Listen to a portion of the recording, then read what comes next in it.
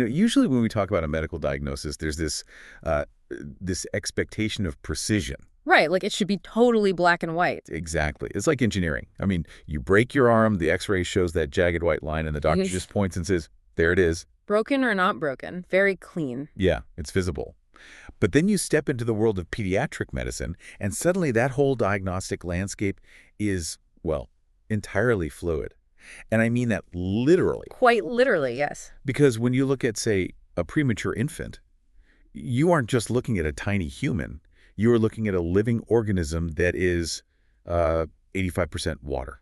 85%. I mean, it is a staggering physiological reality. It really is. And the fundamental premise we have to establish right away for you, the listener, is exactly that children are not just small adults. Their fluid dynamics, their electrolyte balances, the very architectural makeup of their bodies shifts dramatically from fetal life all the way through puberty. It's constantly moving target. Exactly. And clinical management here, it just doesn't tolerate educated guesses. It requires extreme calculated precision. Okay, let's unpack this, because today our mission is to take what is arguably one of the most dense, highly clinical topics in medicine, pediatric fluid and electrolytes, and basically translate it into a masterclass for you. It's a huge topic. Huge.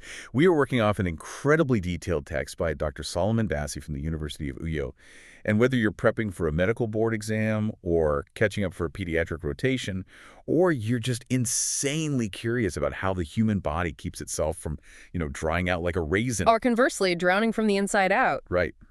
This deep dive is your definitive guide. We are giving you the shortcut to being deeply well-informed, without getting totally buried under the math. Though there is some math we can't avoid, but to understand the specific disorders, the clinical crises that happen when a child is brought into the ER, we first have to map out the territory. We have to look at the water itself. Yes, total body water, or TBW.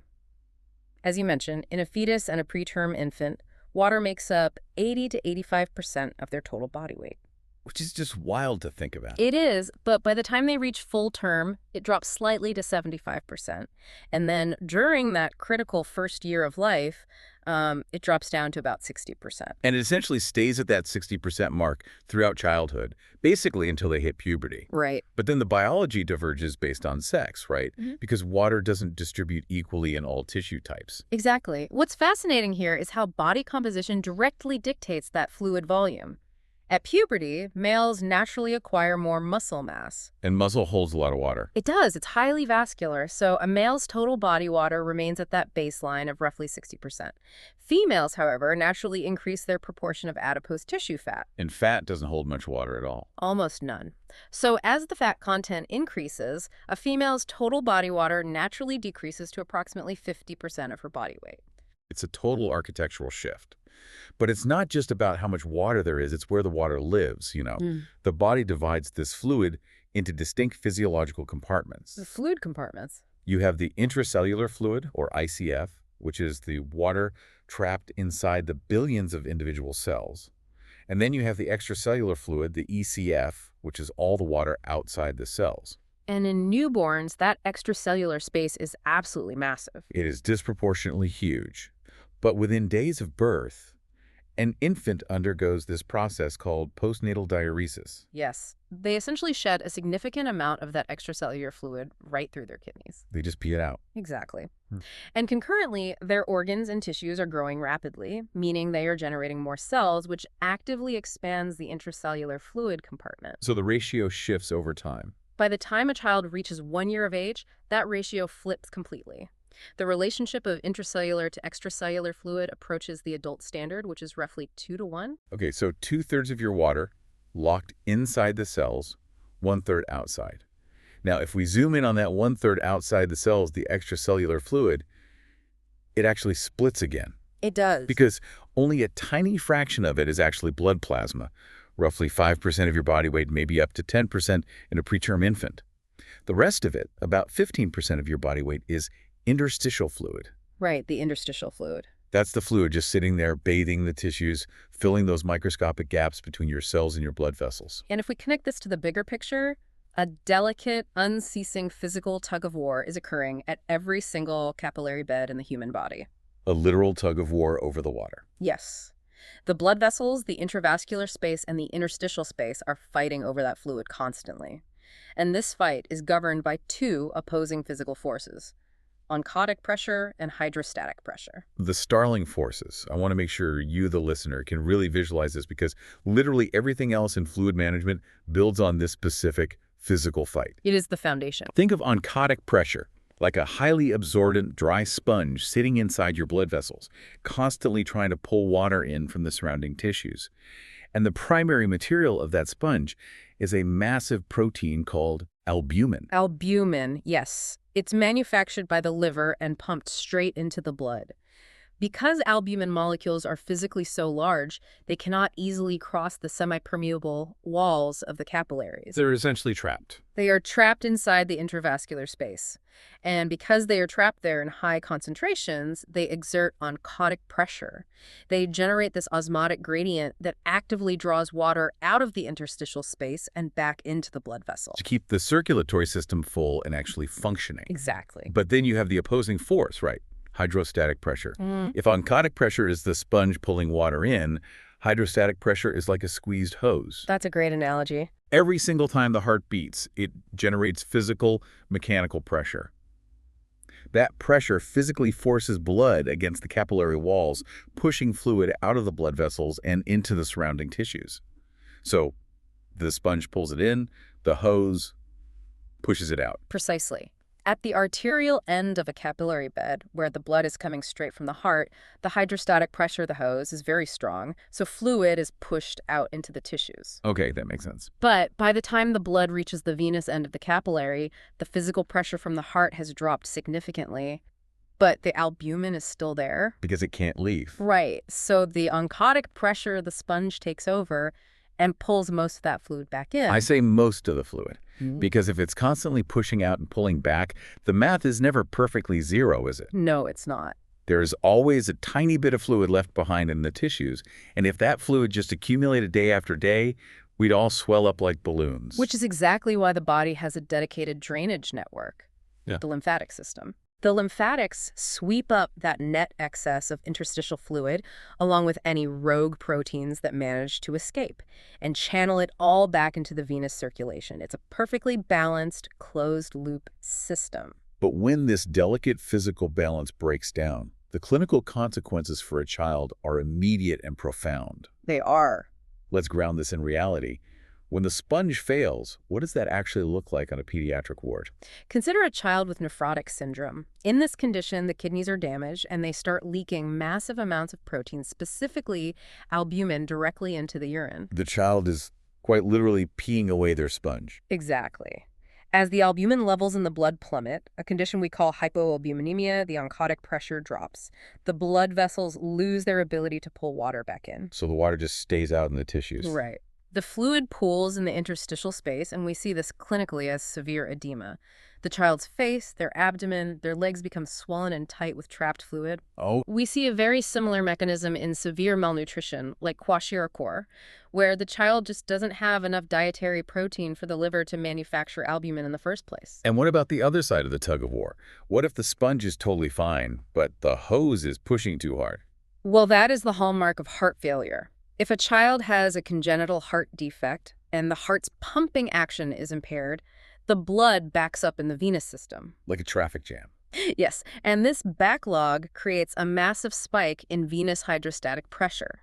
The pressure inside the vessels becomes so overwhelming that fluid is forcibly extruded into the interstitial space, completely overriding the oncotic pressure. You get edema again. You do, but often it's pulmonary edema fluid backing up into the actual tissues of the lungs, making it incredibly difficult for the child to breathe. But the text mentions a scenario that is perhaps the most terrifying, where the entire architectural integrity of the system just completely collapses.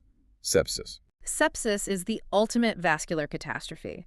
When a systemic infection triggers a massive inflammatory response, the immune system releases these cytokines that damage the endothelial lining of the capillaries. You experience what clinicians call capillary leak. Yes.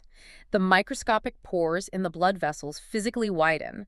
Suddenly, the albumin in the sponge isn't trapped anymore. It leaks out into the tissues. Oh, that's bad. It's terrible. You instantly lose your intravascular oncotic pressure, and the fluid simply follows the albumin out into the tissues. So the blood volume just plummets. Precisely. The child becomes profoundly hypovolemic.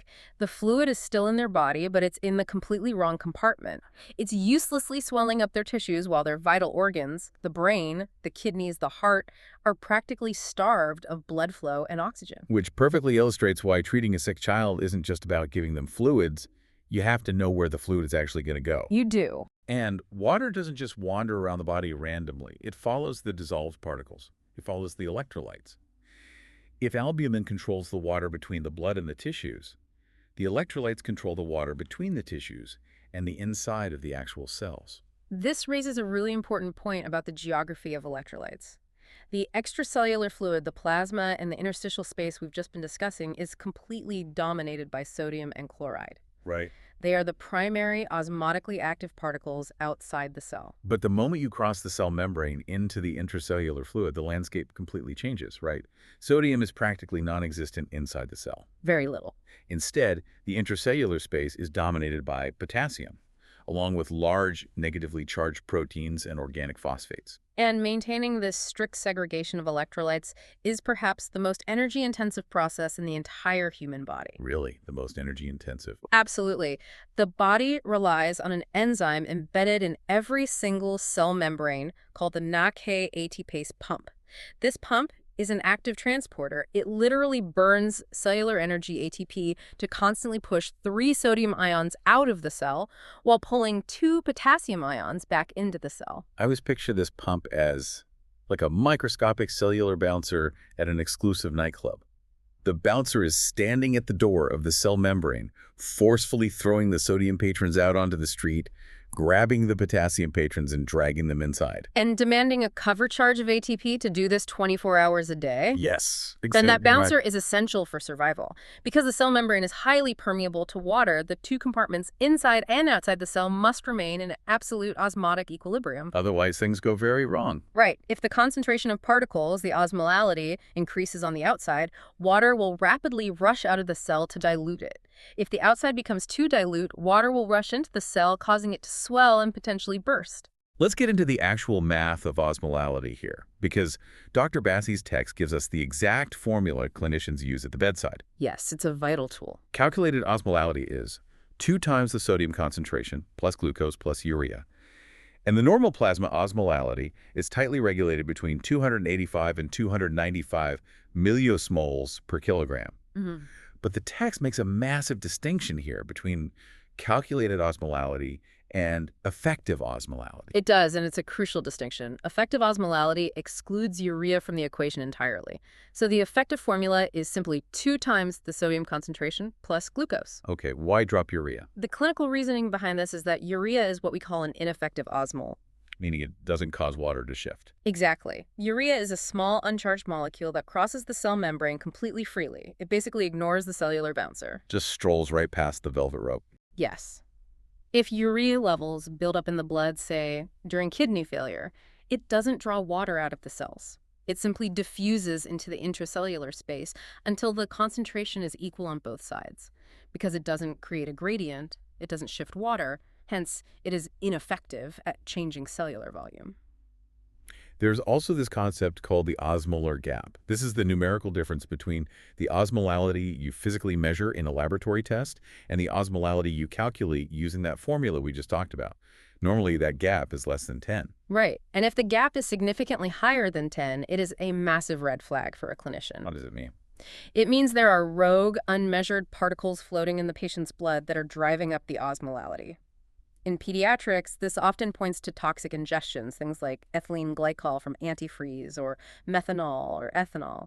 The gap tells you there is a hidden poison driving up that particle count. Now, I'm looking at this strict separation sodium outside, potassium inside, and I realize there is a massive trap here for anyone looking at a basic blood test. Oh, absolutely. Because the blood we draw from a patient's vein only shows us the extracellular fluid. It tells us literally nothing directly about what is inside the cell. This is a critical clinical pitfall. The serum electrolyte levels on a lab report do not always reflect the total body content of that electrolyte. You can have a normal blood level while the intracellular vault is completely empty. I know diabetic ketoacidosis, or DKA, is the classic example of this trap. Walk us through exactly how a blood test lies to a doctor during DKA. In diabetic ketoacidosis, a child severely lacks insulin, and their blood becomes highly acidic. The body tries to buffer this severe blood acidity by pushing those excess hydrogen ions into the cells. To get them out of the blood. Right.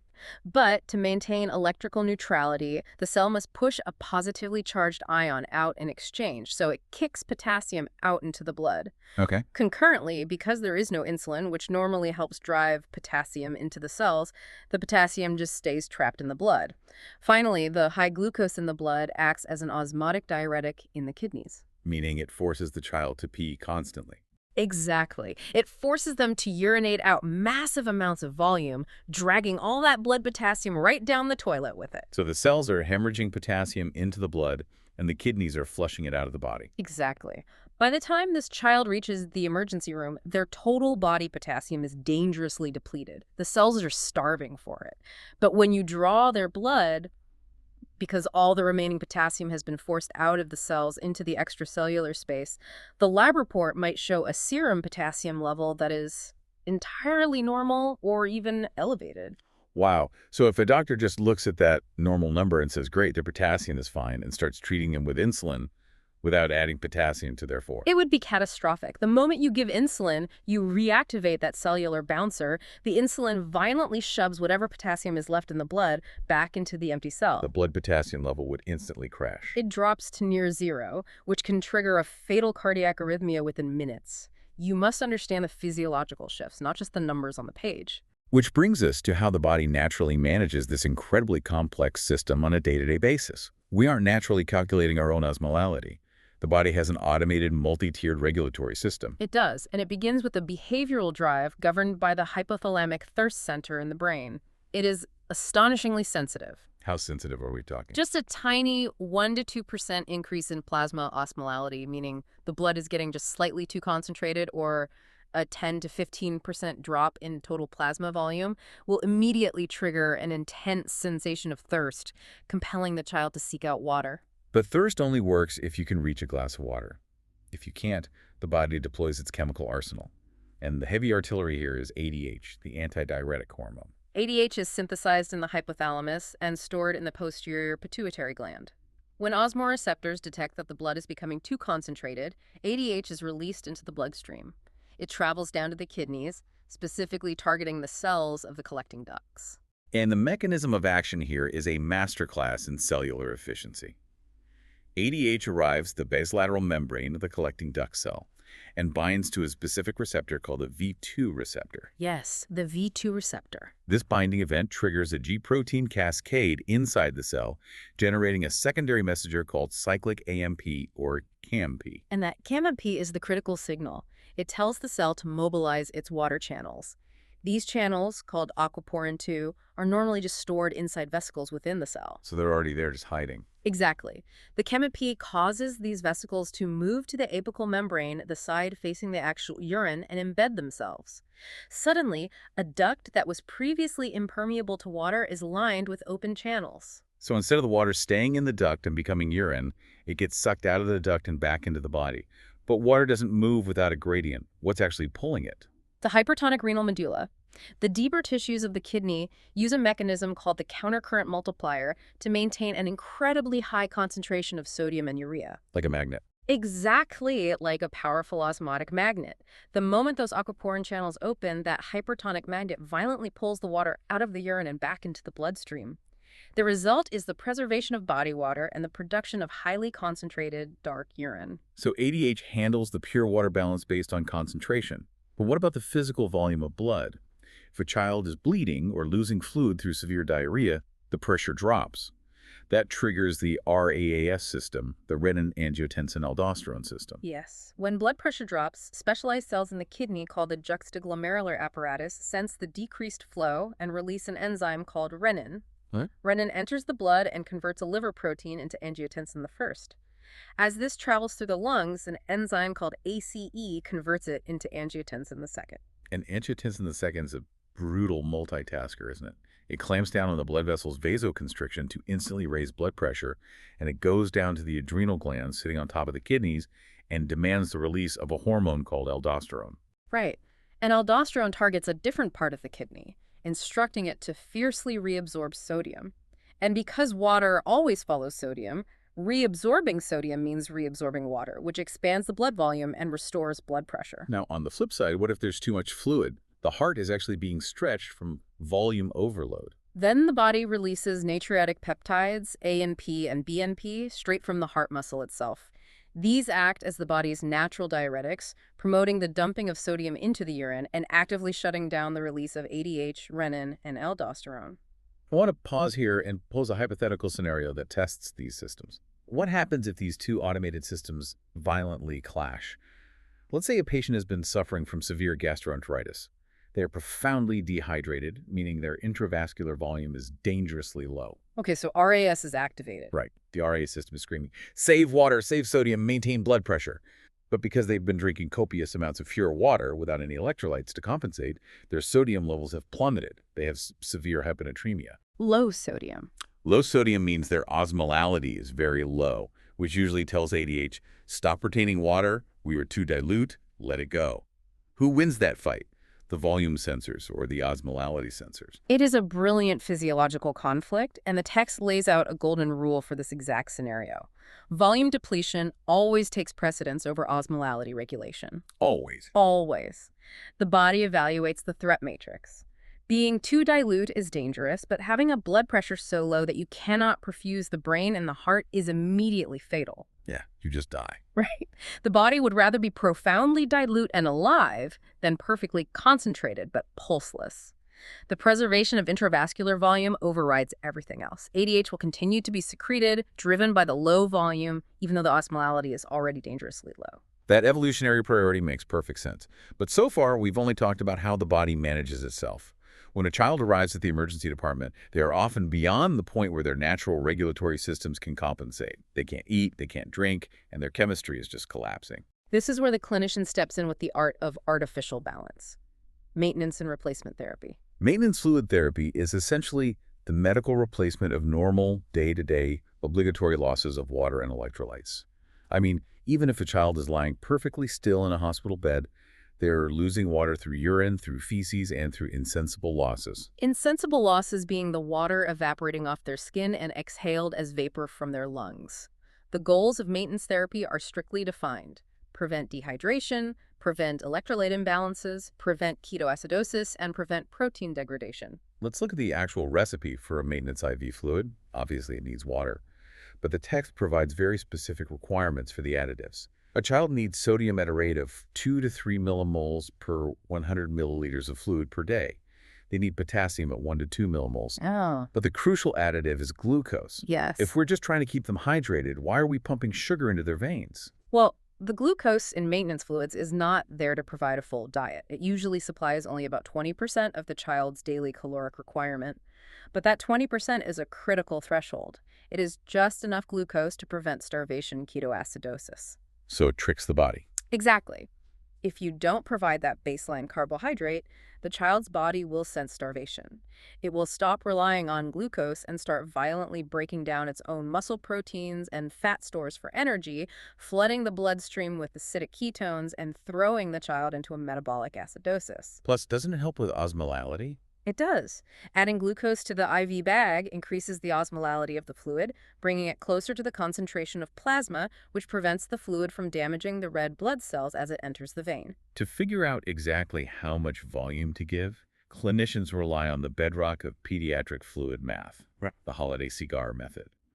This isn't just a generic calculation, it scales based on the child's weight, because metabolic rate isn't linear. It's a very elegant system. Let's actually walk through the math. The rule is 100, 50, 20. For the first 10 kilograms of a child's body weight, you provide 100 milliliters of fluid per kilogram per day. If they weigh more than 10 kilos, for the next 10 kilograms, so from 11 to 20 kilos, you add 50 milliliters per kilogram. And for every kilogram of weight strictly over 20, you add 20 milliliters per kilogram. Let's apply that to a real scenario. Say we have a 25-kilogram child coming out of surgery. For the first 10 kilos, that's 100 times 10, so 1,000 milliliters. Right. For the next 10 kilos, it's 50 times 10, so another 500 milliliters. Now we're at 1,500. They have 5 kilos left over, so 5 times 20 is another 100 milliliters. Add it all up, 1,000 plus 500 plus 100. That child needs exactly 1,600 milliliters of maintenance fluid over 24 hours. And clinicians often convert this to an hourly rate using the 4-2-1 rule, which gets you to the exact same volume but gives the nurse the rate to set directly on the IV pump. But calculating the volume is really only half the battle, isn't it? The true complexity is choosing the right bag of fluid off the pharmacy shelf. Dr. Bassey's text is adamant that clinicians must memorize the exact electrolyte compositions of these fluids, because picking the wrong one is dangerous. Let's detail them because it's vital. Well, Normal saline, which is a bit of a misnomer, it's 0.9% sodium chloride, contains exactly 154 millimoles per liter of sodium and 154 of chloride. which is actually significantly higher than the physiological normal blood sodium of 140. Yes, it is. Then you have half normal saline, 0.45%, which cuts that exactly in half to 77 millimoles per liter of sodium. There is also 15 normal saline, which drops the sodium concentration all the way down to 30 millimoles per liter. And then, of course, we have Ringer's lactate. Ringer's lactate is fascinating. It's essentially a physiological soup designed to perfectly mimic the plasma. It drops the sodium down to a much more natural 130 millimoles. Yeah. It has 109 of chloride, 4 of potassium, and 3 of calcium. But the secret ingredient is the 28 millimoles of lactate. Right. Why put lactic acid into an IV bag? Because it's not lactic acid in the way we think of it during heavy exercise, the liver rapidly takes that infused lactate and metabolizes it directly into bicarbonate. Oh, interesting. So by giving Ringer's lactate, you are subtly providing a buffer to combat metabolic acidosis. It is often the preferred fluid for large volume resuscitation, like in trauma or severe burn patients. As for the dextrose we mentioned earlier, a 5% dextrose solution, often called D5W, provides 17 kilocalories per 100 milliliters. So, for standard maintenance in a child over 10 kilos, a doctor might write an order for D5 half-normal saline, combining the glucose for calories with the 77 millimoles of sodium to meet basic daily requirements. However, we must stress a vital distinction here. Maintenance therapy only covers the baseline. What happens when a child is losing fluid abnormally? If they have cholera and are producing liters of watery stool, or they have severe pyloric stenosis and are projectile vomiting. That requires a shift to replacement therapy. You can't just give standard maintenance fluids to a child actively hemorrhaging fluid from their GI tract. Precisely. Abnormal gastrointestinal losses must be replaced milliliter for milliliter with a fluid that mirrors what is actively being lost. So match the loss to the bag. Right. Gastric fluid from vomiting is highly acidic and full of chloride, so you replace it with normal saline and added potassium. Diarrhea from the lower GI tract is rich in bicarbonate, so you might use Ringer's lactate or add bicarbonate to the fluid. You have to match the biochemical profile of the loss. I'm looking at this replacement math, and it inherently assumes the kidneys are functioning perfectly to flush out any minor excesses.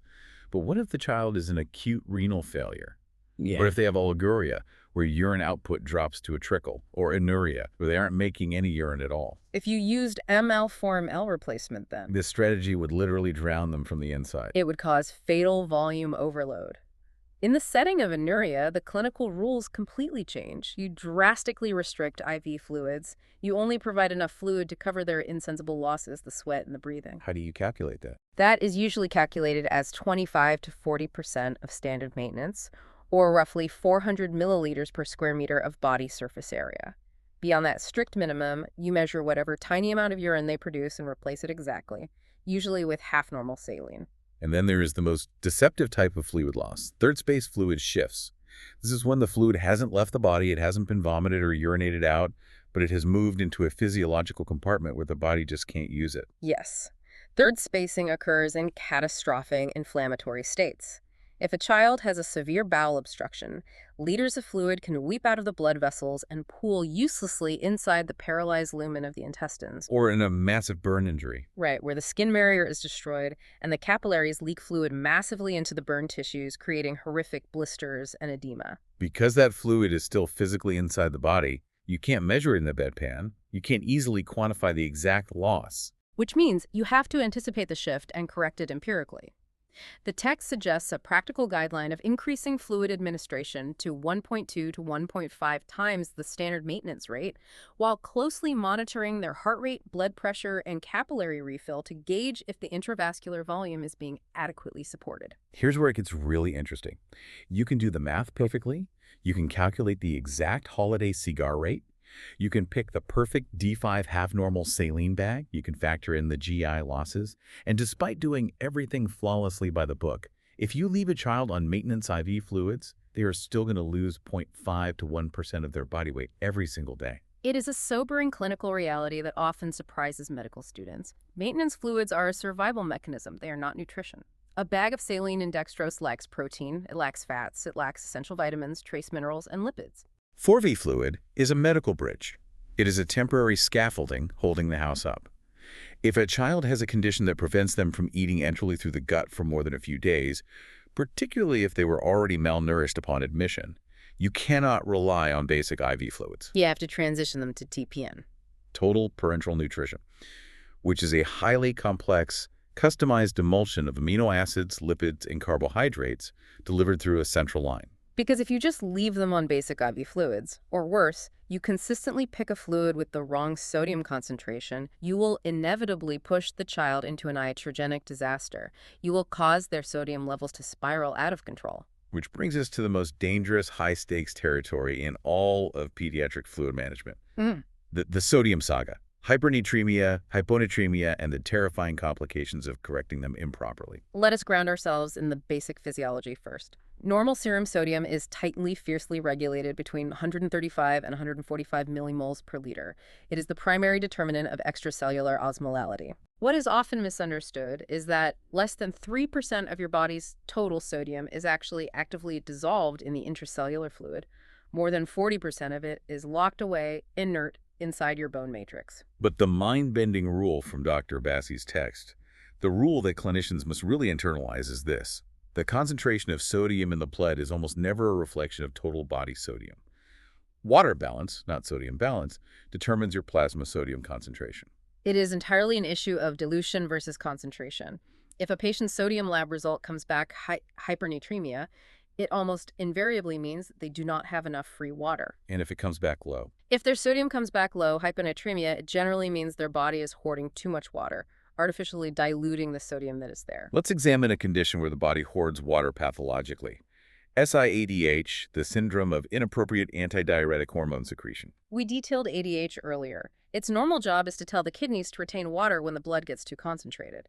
In SIADH, that feedback loop breaks. It just stays on. The brain or other tissues begin secreting massive amounts of ADH continuously, completely inappropriately, regardless of the fact that the blood is already dilute and the volume is full. The etiology of SIADH is incredibly vast. Because ADH is produced in the brain, any central nervous system insult can trigger it. Meningitis, a traumatic brain injury, a subarachnoid hemorrhage, or a brain tumor can all cause the hypothalamus to misfire and dump ADH. But it's not just the brain. Pulmonary pathologies are notorious for triggering SIADH, severe pneumonia, acute asthma exacerbations, or even a child placed on positive pressure, mechanical ventilation, can stretch the intrathoracic receptors and stimulate ADH release. And we can't ignore the pharmacological triggers. A massive array of common medications can induce SIADH. Tricyclic antidepressants, anticonvulsants like carbamazepine or valproic acid, and powderful cytotoxic chemotherapy drugs used in pediatric oncology. The clinical result of this continuous ADH barrage is hyperkalemia. The body is retaining far too much volume and a resulting dilutional hyponatremia. The sodium isn't gone, it's just swimming in a massive excess of water. It's watered down. Exactly. When you look at the lab results, you see a low serum osmolality because the blood is dilute. But paradoxically, you see an inappropriately elevated urine osmolality, usually well over 100 millismoles per kilogram. The kidneys are producing small amounts of highly concentrated dark urine, frantically trying to hold on to water when they should be flushing it out. Because the problem in SIADH is too much water, the primary treatment is brutally simple. Stop giving them water. Yes. You initiate strict fluid restriction, usually slashing their intake to about 2/3 of their calculated maintenance rate. In severe cases, you might use low-dose loop diuretics like furosemide to force the kidneys to excrete the excess free water. Now let us swing the physiological pendulum to the opposite extreme. Hypernatremia. This is defined as a serum sodium concentration rising above 145 millimoles per liter. Following our golden rule, if the sodium is high, the water is missing. The etiology falls into two distinct camps: profound water deficits or excessive toxic sodium intake. Water deficits can occur mechanically, such as in diabetes insipidus, where the body completely lacks ADH and pees out liters of pure water a day. Or it can be environmental, simply inadequate free water intake. Like in newborns. Yes, we frequently see this in neonates who are exclusively breastfed, but the mother's milk supply hasn't fully come in yet, leading to profound dehydration over the first week of life. But the excessive sodium side of the equation is much more insidious. Accidental salt poisoning is surprisingly common when exhausted parents improperly mix concentrated infant formula, using too much powder and not enough water. But the text also highlights intentional salt poisoning. It does. Administering massive amounts of salt to a child is a recognized form of child abuse, frequently seen in cases of Munchausen syndrome by proxy, where a caregiver intentionally makes a child severely ill to garner medical attention. Clinically, hypernatremic dehydration is incredibly deceptive to a junior doctor. If a child has standard isotonic dehydration, their blood volume drops, their heart rate spikes, and they look visibly shocked. But in hypernatremia, the blood is hypertonic. It's loaded with sodium. So what does that blood do? It actively sucks water out of the intracellular space to defend the intravascular volume. Exactly. The blood volume is preserved at the expense of the cells. So initially, the child's blood pressure might be perfectly stable, their heart rate might be normal, their urine output might even look adequate. Monitors lie to you. The numbers on the monitor look reassuring. But if you walk up to the patient and pinch their skin, it doesn't just tent up. It has a highly distinct, thick, doughy consistency. The skin feels literally like bread dough because the subcutaneous cells have been completely desiccated. But the truly terrifying damage is happening inside the rigid vault of the skull. The hypertonic blood is circulating through the brain, literally sucking the water out of the neurons. The physical mass of the brain shrinks. As the brain tissue pulls away from the skull, it stretches the delicate bridging veins that connect the brain to the dura mater. And if those veins stretch too far, they tear.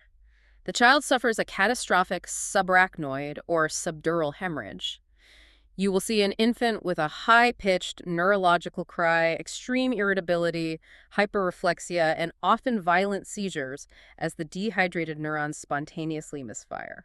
To understand how to treat this, and conversely how to treat severe hyponatremia where the sodium drops below 135, we have to look at how the brain actually attempts to survive these massive osmotic shifts. The symptoms of severe hyponatremia, lethargy, seizures, coma, Cheyne-Stokes respirations, and eventually apnea are entirely driven by the brain swelling. Because of the skull. Right.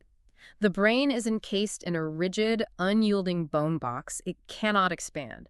If the water content of the brain increases by just 5 to 10% acutely, the pressure spikes, the brain tissue herniates down through the base of the skull, and the patient dies instantly. So the brain has to adapt. It has to defend its volume.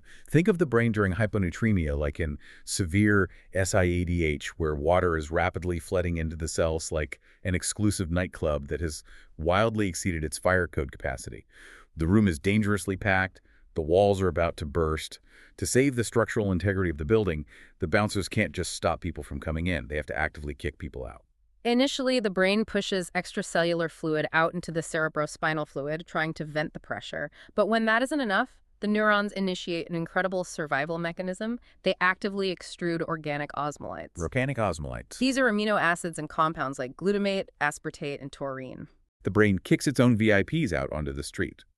By dumping these organic osmolytes out of the cell, the internal concentration, the intracellular osmolality drops.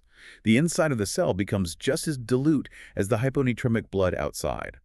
Because there is no longer a gradient, the water stops rushing into the brain cells. The swelling halts. The brain survives. It is a miraculous adaptation, but that very survival mechanism sets a lethal invisible trap for the doctor tasked with treating the patient. Let's walk through the trap. You have a patient with chronic SIADH. Their sodium is dangerously low, say 1 to 15. But their brain is adapted. They've kicked out the taurine. They aren't swelling. A doctor looks at the 115, panics, and decides to fix the sodium quickly by rapidly infusing a highly concentrated 3% hypertonic saline solution. What happens? You trigger a neurological disaster. By rapidly infusing salt, the blood instantly becomes normal or even hypertonic. But remember, the brain cells have thrown away all their internal osmolytes. They are virtually empty inside. Suddenly, the newly hypertonic blood acts like a massive vacuum, violently pulling water out of the vulnerable brain cells. The neurons shrink so rapidly that their structural integrity just collapses. Specifically, you destroy the myelin sheath, the protective insulation wrapped around the nerves in the brainstem. This condition is called osmotic demyelination syndrome, historically known as central pontine myelinolysis. It strips the insulation off the nerves, controlling swallowing, speaking, and movement. Within days, the patient develops locked-in syndrome. They are completely paralyzed, awake, and aware inside their own body, but unable to move anything but their eyes. It is irreversible and frequently fatal. Which is why the correction targets for sodium are governed by incredibly strict, non-negotiable speed limits. In SIADH and general hyponatremia, the maximum allowed rise in serum sodium is 10 millimoles per liter over a 24-hour period, or 18 millimoles over 48 hours. You're essentially bringing the sodium up slowly enough to give the brain time to synthesize new osmolytes and pull them back inside. The only exception is if the hyponatremic child is actively seizing. In that acute emergency, the brain swelling is killing them right now. You administer 3% hypertonic saline at a strict dose of 4 to 6 milliliters per kilogram. And why that specific amount? That specific volume is calculated to immediately raise the serum sodium by just 4 to 6 millimoles, which is just enough of an osmotic pool to relieve the acute swelling and stop the seizure without overshooting and causing demyelination. Once the seizure stops, you revert to the agonizingly slow 24-hour correction rate. The formula for the total deficit is the desired sodium rise times 0.6 times the weight in kilos plus their daily maintenance requirements. And the terrifying part is that the exact reverse trap exists for hypernatremia. If a child comes in with a sodium of 160, their brain has been shrinking. To survive, the brain has spent days generating what we call idiogenic osmoles. It has manufactured new artificial particles inside the cell to pull water back in and maintain its volume. So if a doctor sees that high sodium and tries to rapidly hydrate the child with pure fluids, the blood sodium drops instantly. But the brain is packed full of those idiogenic osmoles. Water violently rushes into the brain, causing massive, fatal cerebral edema. The brain basically explodes from the inside. So the target for fixing high sodium is just as slow as fixing low sodium. The goal is a controlled drop of just 0.5 millimoles per liter per hour, or a maximum drop of 12 millimoles per day. This requires an infusion spread over 24 to 72 hours, depending on severity. For symptomatic hypernatremia, calculating the free water deficit is mathematically critical. The formula clinicians use is the child's weight in kilograms multiplied by 0.6, multiplied by the result of 1 minus 145 divided by the patient's measured serum sodium. Okay, let me follow that. That gives you the exact volume of free water they are missing. You replace that deficit over days, constantly checking blood work every few hours to ensure the sodium isn't dropping faster than that 0.5 millimoles per hour speed limit. It is a physiological high-wire act. If you fall to the left, you cause demyelination. If you fall to the right, you cause cerebral edema. But if sodium dictates what happens to the structure of the brain and the volume of the blood, we have to look deeper. What is happening inside the cells, particularly the highly electrified cells of the heart? That brings us to the king of the intracellular fluid, potassium. Potassium is the dominant intracellular education, and its precise ratio to the tiny amount of extracellular potassium completely dictates the resting membrane potential of every excitable cell in the body. Any shift in this ratio dramatically impacts the electrical responsiveness of nerves, skeletal muscle, and most critically, cardiac muscle. Let's actually explain why potassium controls the electrical charge. It's essentially a battery gradient, right? Exactly. Inside the cardiac cell, you have a massive concentration of positive potassium ions. Outside, very few. Because nature abhors a gradient, potassium constantly wants to leak out of the cell down its concentration gradient. As those positive charges leak out, they leave the inside of the cell with a net negative electrical charge, roughly negative 90 millivolts. And that's the resting membrane potential. Yes. It is the loaded spring that allows the heart to fire an action potential and beat. So let's look at what happens when that gradient gets destroyed. Hyperkalemia. This is defined as a serum potassium level climbing above 5.5 millimoles per liter. Why does it happen? The etiology falls into three main categories. First, spurious or fake hyperkalemia. This is incredibly common in pediatrics. If a phlebotomist struggles to draw blood from a screaming infant and uses a very tight tourniquet or a small needle, the physical trauma causes the red blood cells to burst in the tube hemolysis. So the cells pop open in the test tube. Yes, and those cells spill all their massive intracellular potassium stores into the sample. The lab machine reads a dangerously high potassium, but the patient's actual blood is totally fine. If the lab isn't a fake, you have to look for true causes. Decreased excretion is a major one. The kidneys are the only real exit route for potassium. If a child is in acute renal failure or has an adrenal disease like Addison's where they lack aldosterone, they simply cannot pee the potassium out. It builds up in the blood. And the third category involves transcellular shifts, which we discussed with DKA. But another classic example is rhabdomyolysis, where a crush injury or severe infection causes massive muscle breakdown. Or tumor lysis syndrome, where induction chemotherapy effectively explodes millions of leukemia cells simultaneously. All those dying cells dump their intracellular potassium payload straight into the bloodstream. And the clinical danger of that potassium spike is entirely ruthlessly focused on the heart. When the potassium outside the cell gets too high, the concentration gradient shrinks, the loaded spring loses its tension, the cardiac cells repolarize incredibly fast, and we can actually watch this happen in real time on an ECG monitor. You have to know the exact sequential ECG changes as the potassium climbs. It is a predictable, deadly progression. First, as the cells repolarize abnormally fast, the T wave on the ECG shoots up. You get tall, peaked, narrow T waves that look like sharply pointed tents. As the potassium continues to rise, the electrical conduction through the heart physically slows down. The ST segment begins to depress. The PR interval, the time it takes for the signal to get from the top of the heart to the bottom, stretches out and gets much longer. Then the P wave, the electrical signature of the atria contracting, flattens out and disappears entirely. The atria essentially stop firing. And finally, the QRS complex, the main spike of the heartbeat, begins to stretch and widen out. It starts looking bizarre. The sharp QRS merges with the T wave until the monitor just shows a smooth, undulating sine wave. If you see that widening QRS or a sine wave, you are looking at impending ventricular fibrillation and asystole. The heart is about to stop beating completely. Which is why the treatment for hyperkalemia is arguably the most critical algorithmic emergency response in pediatric fluid management. The text lays out a very specific, non-negotiable order of operations. Step 1. Discontinue all potassium. Stop the IV fluids containing potassium. Stop the enteral feeds. Step 2. If the lab value is 6.5 or higher, or if it's rising rapidly, you must get a 12-lead ECG immediately to look for those peak T waves or widened intervals. You cannot treat severe hyperkalemia blindly. Step 3 is the absolute most critical intervention. If you see ECG changes, you must instantly stabilize the myocardium. You do this by administering intravenous calcium gluconate at a dose of 100 to 200 milligrams per kilogram, infused slowly over a few minutes. I want to pause and clarify a massive misconception here. If a patient is dying from high potassium, why is the first drug we push calcium? Does calcium magically bind to the potassium or lower the level? Not at all. Calcium does absolutely nothing to lower the potassium level in the blood. Remember that loaded spring resting potential? High potassium pushes that resting potential dangerously close to the threshold where the heart fires an action potential. That makes it twitchy. It makes the heart incredibly twitchy and unstable. Giving 5E calcium artificially raises the threshold potential, moving it further away from the resting state. It essentially puts a chemical armor jacket around the cardiac cells, stabilizing the membrane so the heart doesn't twitch into a fatal arrhythmia. It buys you time. Pure physiological body armor.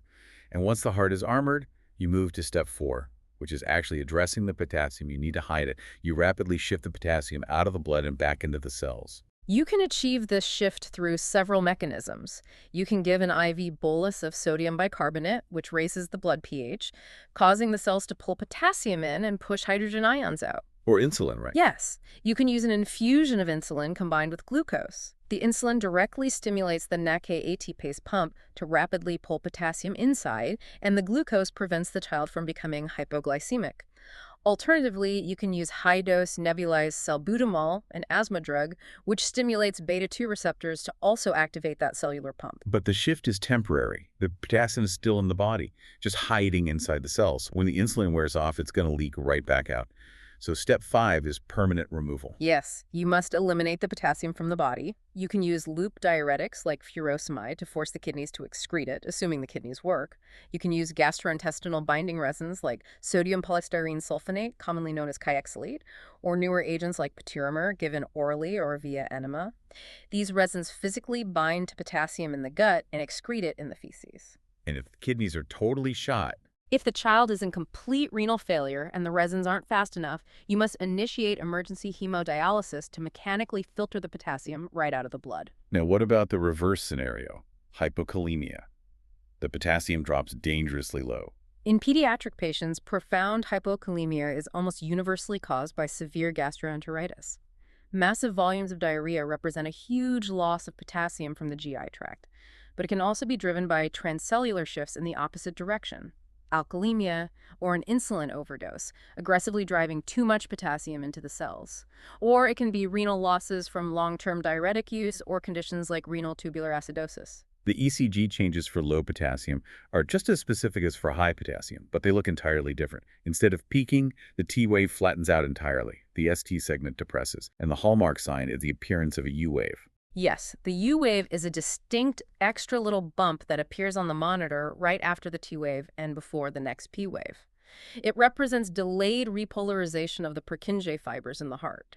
If the hypokalemia becomes severe enough, it prolongs the QT interval, setting the stage for a deadly, chaotic ventricular rhythm called torsades de pointe, which essentially looks like a twisted ribbon on the ECG and leads to cardiac arrest. So management is critical. If the child is stable and can drink, oral replacement is always preferred. It's safer. The dose is 1 to 2 millimoles per kilogram per day, up to a maximum of 60 millimoles. But if they are critically low or have ECG changes, you have to use the IV route. And this is dangerous. Infusing potassium intravenously is incredibly hazardous. If you push it too fast, you instantly create localized hyperkalemia in the heart and cause a cardiac arrest. In fact, rapid injection of potassium is the mechanism used in lethal injection. Therefore, IV potassium must be infused agonizingly slowly, using an infusion pump. The rate is strictly 0.5 to a maximum of 1 millimole per kilogram over an hour, with continuous ECG monitoring. And there is a hard stop for adult-sized adolescents, a maximum of 40 millimoles in a single day. We've spent all this time talking about how sodium manipulates water outside the cell and how potassium dictates the electrical rhythm inside the cell. But earlier, we used calcium as a literal lifesaver to armor the heart. We have to look at what happens when the armor itself goes out of whack, along with the acidic environment that surrounds all these ions. Calcium homeostasis is deeply intertwined with these other electrolytes. Hypocalcemia is defined as a serum calcium level less than 2.1 millimoles per liter, or an ionized free calcium fraction of less than 1 millimole per liter. And there is a massive trap here regarding albumin, the sponge protein we talked about in the very beginning. Yes. Roughly half of the calcium in your blood isn't floating freely. It is physically bound to albumin. The lab test for total calcium measures both the free calcium and the bound calcium. If a child has low albumin from malnutrition or nephrotic syndrome, their total calcium lab result will look terrifyingly low. But they might be perfectly fine, because it's only the free, unbound ionized calcium that actually interacts with the nerves and muscles. If the albumin is low, the bound fraction drops, but the active fraction might be completely normal. Which is why clinicians must use a correction formula before treating. The rule is, serum calcium drops by 0.2 millimoles per liter for every 1 gram per deciliter drop in the patient's albumin level below the normal 4.0. You calculate the corrected calcium to see if there is a true deficiency.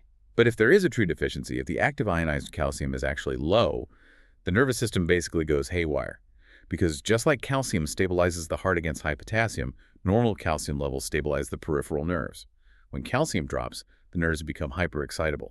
You see signs of latent tetany. The clinical signs are unforgettable once you've seen them. The first is Schwastek sign. If you take your finger and tap sharply in the child's cheek, right over the facial nerve just in front of the earlobe, the low calcium causes the nerve to spontaneously fire, and the muscles of the lips and face will violently twitch and spasm. The second is Trousseau sign. You wrap a blood pressure cuff around the child's arm and inflate it above their systolic pressure to briefly occlude the blood flow. Within 3 minutes, the ischemia combined with the hypocalcemia causes the nerves in the arm to fire uncontrollably. The wrist flexes, the fingers rigidly extend and draw together in a classic obstetrician's hand spasm. If a child displays these signs or has an acute arrhythmia, you treat emergently with IV calcium gluconate. On the other extreme, hyperkalemia, a calcium level above 2.6, and considered a critical emergency above 3.8. In pediatrics, this is less common, but usually points to severe underlying pathology, such as hyperparathyroidism, where the parathyroid glands secrete too much hormone, aggressively stripping calcium out of the bones. Or malignancies. Certain cancers, especially those that metastasize to the bone, literally dissolve the bone matrix, releasing massive toxic amounts of calcium directly into the bloodstream. Treatment for hyperkalemia initially involved aggressive saline hydration. You flood the intravascular space with normal saline and use loop diuretics to force the kidneys to rapidly flush the calcium out in the urine. But if that isn't enough, you must stop the bones from dissolving. The text lists specific pharmacological weapons for this. Calcitonin, administered at 4 units per kilogram. Calcitonin is a hormone that actively inhibits osteoclasts, the cells that break down bone, thereby stopping the release of calcium. And for refractory cases associated with specific bone cancers or severe hyperparathyroidism, clinicians utilize mithromycin. This is a potent chemotherapeutic agent that profoundly blocks bone resorption. It is given at a dose of 15 to 25 micrograms per kilogram intravenously over 3 to 4 days, acting as a pharmacological brake on the bone destruction. Now, overlaying all of this, the sodium, the potassium, the calcium, is the actual pH environment of the blood itself, the acid-base balance. Specifically, metabolic acidosis. In pediatric patients, the most ubiquitous cause of metabolic acidosis is severe, dehydrating diarrhea, where the child literally poops out their bicarbonate buffer. But figuring out exactly what is causing the acidosis requires a clinician to look at the electrolytes and calculate the anion gap. The anion gap is a mathematical tool used to detect hidden acids in the blood. The formula is beautifully simple. You take the sodium concentration and you subtract the sum of the chloride and the bicarbonate. A normal gap is between 4 and 11 millimoles per liter. I want to break down the logic of this formula because it often confuses people. Blood must be electrically neutral. The total positive charges must equal the total negative charges. Sodium is the main positive charge we measure. Chloride and bicarbonate are the main negative charges we measure, but sodium is always a much bigger number, so there's a gap. Right, the gap. The gap simply represents all the other naturally occurring negative charges floating in the blood, like proteins and phosphates that we don't routinely measure on a basic lab panel. Exactly. The gap is the unmeasured background noise. If a child has metabolic acidosis, and you calculate the anion gap, and it is normal, say 8 NE-dec, it tells you a very specific diagnostic story. It means the child simply lost bicarbonate. They lost their alkaline buffer. Like with the diarrhea. Right. Or renal tubular acidosis, where the kidneys fail to reabsorb bicarbonate. As the bicarbonate drops, the body holds onto chloride to maintain electrical neutrality, so the gap itself doesn't actually change. But if you calculate the anion gap and the number comes back massively high, say 25 or 30, the story's entirely different. A high anion gap means there is a rogue, unmeasured acid violently building up in the bloodstream. The acid releases hydrogen ions, which consume the bicarbonate, dropping the bicarb level, but it also leaves behind an unmeasured negative anion, like lactate or ketones. Because this new anion isn't chloride or bicarbonate, it isn't captured in the subtracted part of the formula. Therefore, the gap between measured positives and measured negatives blows wide open. In medical school, they teach the mnemonic muddy piles to remember these rogue acids. But in pediatrics, the high gap causes are usually very specific. Lactic acidosis from severe shock or sepsis, where tissues are starving for oxygen and producing lactic acid. Diabetic ketoacidosis, flooding the blood with acetoacetate and beta-hydroxybutyrate. Inborn errors of metabolism in neonates. Or severe toxic ingestions, drinking ethylene glycol from antifreeze, which metabolizes into glycolic acid. Or massive overdoses of salicylates like aspirin, which directly introduces salicylic acid into the plasma. When a child is battling a severe metabolic acidosis, you don't even need a blood test to see it. You will see a profound physical sign right at the bedside. Kussmaul breathing. The child takes incredibly deep, rapid, sighing respirations. They look like they have run a marathon, heaving their chest up and down. But this isn't them gasping for oxygen because their lungs are failing. This is a mathematical equation happening in real-time flesh and blood. This is my absolute favorite part of the physiology. The primary compensation for metabolic acidosis is respiratory. Carbon dioxide dissolved in the blood acts as an acid, Because the child's blood is dangerously acidic from, say, DKA, the brainstem detects the dropping pH and commands the lungs to hyperventilate. It's a brilliant reflex. By taking those massive deep breaths, the child is blowing off carbon dioxide. They're literally exhaling acid out of their body into the room, using their lungs to forcefully fix their blood chemistry. And we can mathematically calculate if their lungs are doing an adequate job of saving them. Clinicians use a formula to determine the expected respiratory compensation, often called Winter's formula.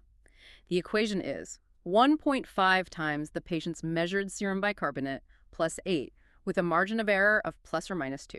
Let's actually do the math on a patient scenario to show how powerful this is. Say you have a 10-year-old admitted in severe diabetic ketoacidosis. Their blood pH is terribly low. You look at their lab panel, and their serum bicarbonate has crashed down to 10 millimoles per liter. We plug that into the formula. 1.5 multiplied by 10 gives us 15. We add 8, which equals 23, so 23 plus or minus 2. This formula predicts that if this child's brainstem and lungs are compensating perfectly, their arterial partial pressure of carbon dioxide, their PCO2 should be driven down to exactly 23 millimeters of mercury. So you calculate that 23 in your head. Then you look at the actual blood gas report from the lab. If the measured PCO2 on the paper is 23, the child is compensating perfectly. Their lungs are working at maximum efficiency. But what if the PCO2 on the paper is 35? That is a terrifying result. A PCO2 of 35 is technically in the normal range for a completely healthy person. But for this child in DKA who should be driving it down to 23, a level of 35 means their lungs are failing, they are exhausted, they are not blowing off enough CO2. They have a superimposed respiratory acidosis, compounding their metabolic acidosis, and they're likely going to require mechanical intubation to save their life. Conversely, if the actual PCO2 is 15 lower than the expected 23, it means they are overbreathing. They are blowing off too much CO2, perhaps driven by extreme pain or anxiety, creating a superimposed respiratory alkalosis. The math allows you to see the exact state of the child's physiological exhaustion. Now, if the acidosis is incredibly severe and the underlying cause cannot be reversed quickly enough, you may have to manually administer intravenous bicarbonate to artificially buffer the blood. The formula to calculate this deficit is 0.3 times the child's weight in kilograms, multiplied by the difference between a desired bicarbonate of 20 and the patient's actual observed bicarbonate. You then add that to their baseline daily maintenance needs. But the text issues a massive bolded warning here, particularly for the neonatal intensive care unit. You cannot just slam a syringe full of bicarbonate into a premature infant. It is an absolute contraindication. Sodium bicarbonate solutions are incredibly hyperosmolar. If you give an intravenous bolus of bicarbonate to a preterm infant, the massive spike in osmolality instantly pulls water into the intravascular space. The blood volume rapidly expands and blood pressure spikes. The fragile, immature blood vessels in the germinal matrix of the preterm brain simply cannot handle the sudden shear stress. They will rupture, causing a devastating, often fatal intraventricular hemorrhage. If bicarbonate must absolutely be given to a neonate, it has to be split half given via an incredibly slow, controlled infusion, and the other half heavily diluted into their continuous IV fluids over 24 hours. So what does this all mean for you, the clinician, or the student listening to this? We have covered a massive amount of ground today. Total body water shifts from 85% to 60%. The startling forces of the albumin sponge and the hydrostatic hose. The NACA ATPase bouncer burning ATP to keep the nightclub in order. The precise math of the holiday cigar 150-20 rule. The anion gap, Winter's formula, the ECG progression of peak T waves to assigned wavelengths. What it means is that the pediatric body is a relentlessly shifting matrix of fluid compartments and electrical gradients. From the moment a child takes their first breath through the end of puberty, the physiological margins for error are incredibly slim. Every single bag of normal saline or Ringer's lactate you choose to hang, every correction rate of 0.5 millimoles per hour you order on a chart must deeply respect these microscopic physical laws. It is all completely connected. The albumin pulling fluid into the vessel supports the hydrostatic pressure that perfuses the kidney. The calcium you push during hyperkalemia stabilizes the heart membrane so the potassium doesn't short-circuit it. The child heaving with Kussmaul respirations is using their diaphragm to manually balance a mathematical equation in their blood. It is an incredibly complex, highly reactive system designed by evolution to protect vital organ perfusion and cellular integrity at all costs. The formulas we use, the holiday cigar, the sodium deficit, they are just our crude attempts to map and replicate that perfection. And that leads me to a final thought I want to leave you with. We've talked extensively today about how carefully we, as medical professionals, must calculate these formulas to artificially correct these imbalances. We agonize over the exact milliliter per hour rate of a 3% saline drip. But think about the sheer staggering evolutionary brilliance of the neonatal brain. In the face of profound hyponatremia, before a doctor even draws blood, before the lab machine beeps, before anyone calculates a drip rate, the brain is already independently altering its own chemical makeup. It is synthesizing and extruding organic osmolytes like taurine, manually dropping its own internal concentration just to survive the swelling. It makes you wonder, as our IV fluids and our monitors and our algorithms get more and more advanced, are we really healing the body? Or are we just buying enough time, providing just enough of a bridge for these ancient built-in cellular survival mechanisms to do the heavy lifting? Keep diving deep into the science, because the human body is always one step ahead.